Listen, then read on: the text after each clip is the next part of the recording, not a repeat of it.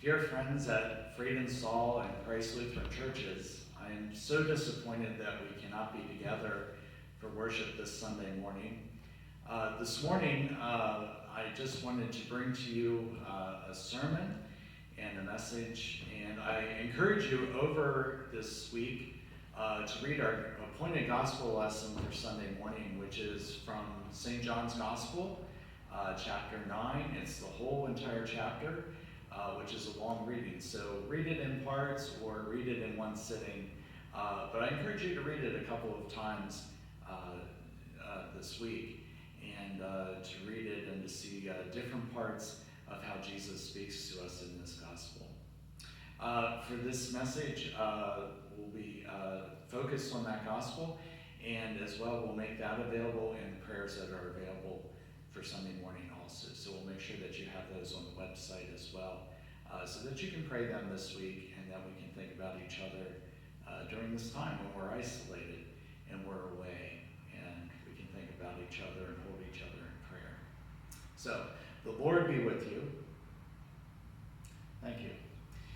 I was thinking about a joke that I had heard, and I wanted to share it with you at this time. I was thinking about a young woman who was sitting talking with her mother, and the young woman was having cold feet. She was about to get married, and she wasn't sure if she really wanted to do it. And so she was talking with her mother, and she said, well, you know, I'm a young, independent woman. I want my own career. I want to have my own job, and I want to be able to do my own things. I want to live, and I want to experience life, and I want to try everything, and I want to make sure that I have a successful life. And her mother looked at her, and she said, but dear, don't you want to get married? And the woman said, well, I think if I get married, it'll just get in the way. I won't be able to have the kind of life that I want. And the mother looked at her and said, well, you know, dear, what if you try all those different things you want to in your life and you fail? And the woman said, well, I don't know what'll happen if I fail. And the mother said, well, that's why you gotta get married, because you have to blame somebody for it. Right? I like that. But I was thinking about that because as people, we like to blame, don't we? We want to know reasons and we want to know causes. We want to be able maybe to blame others. We don't want to blame ourselves. But we do want to be able to blame when something goes wrong or when something bad happens in this world. In this lesson from St. John, the disciples come upon this man who has been blind from birth. And Jesus is making his way, his journey to Jerusalem.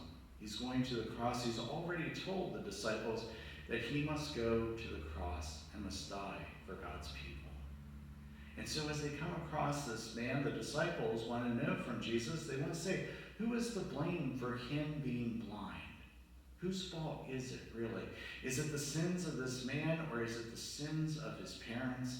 Or they expect even Jesus might even say, it's God's fault.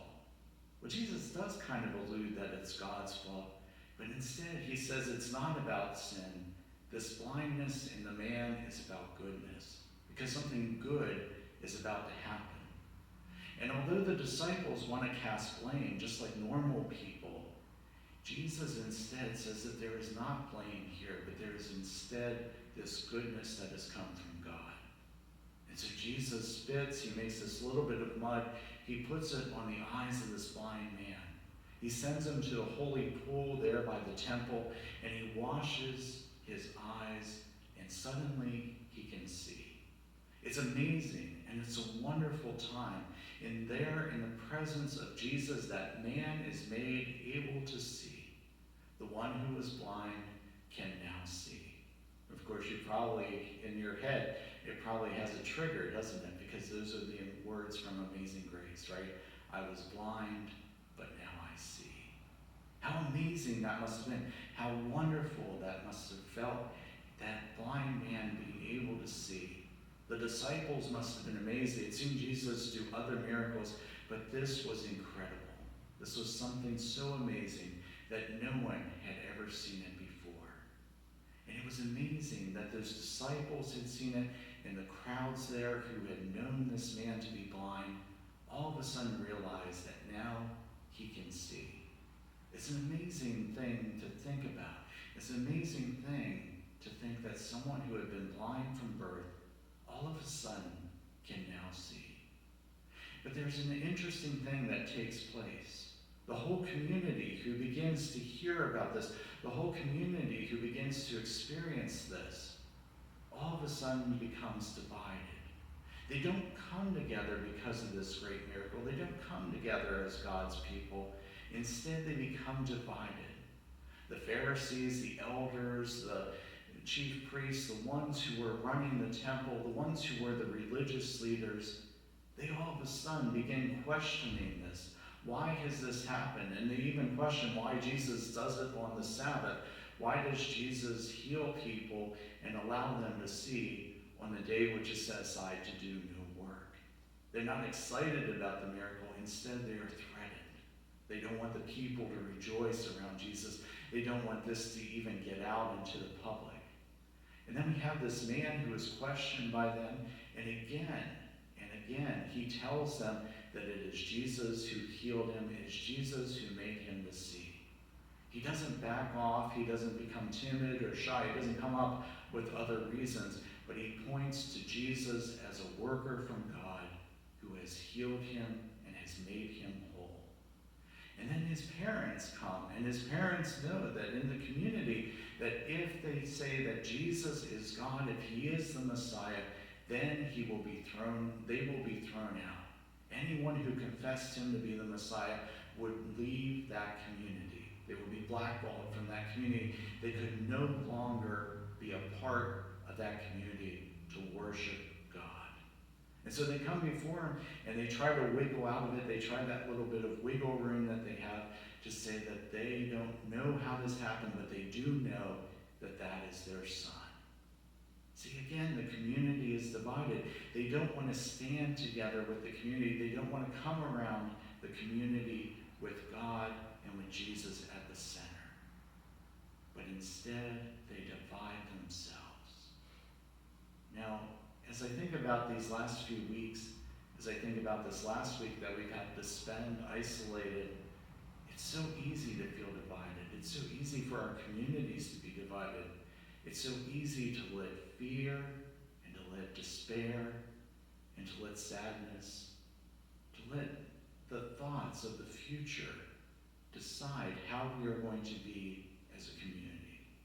It's so easy for us as people to give up the centers of our communities and to become people who give in to that fear, to be people who don't want to speak up, to become people who don't want to do what is right, to be the people that we really are not created to be. It's so simple for communities to fall apart. It's so simple for people to act in ways that are born out of sin and out of despair and out of fear. It's so easy for communities to be torn apart. And yet, what does God do? As we hear in this passage, God comes and is the one who brings communities together. God is the one who puts people together. Jesus, at the end of this passage, comes to that man who was blind and reveals himself. And that's the truth for all of us, really.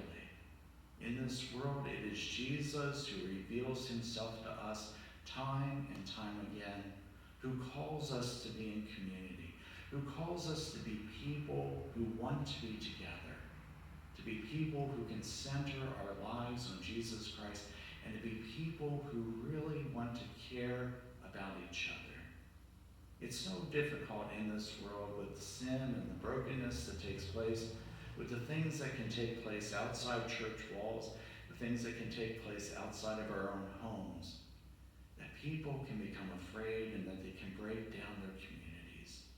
But Jesus Christ calls us time and time again to be a community centered on him, to be a community that sees themselves as his people, to see themselves as people who are called and people who have the faith that he gives. We gather as people on that one day when we will all be together. We will gather together as people and we will worship. I'm not sure when that day will be, and I know you don't either. But on a day we come together as God's people. We will worship and we will still be a community. And whether we are in our homes or we're together in a congregation or we're outside somewhere praying and worshiping, singing praises to God, we are still God's people. He has made us a community and he continues to give to us faith. It is a faith that helps us and guides us, and it's a faith that continues to keep us close to him. It is a faith that brings us together time and time again. We are joined together in that faith that Jesus gives us, and we join together in a faith that, thanks to God, creates us as a community, makes us his people now and forever, and will continue to be a faith all of our lives until that great day when we are in God's kingdom.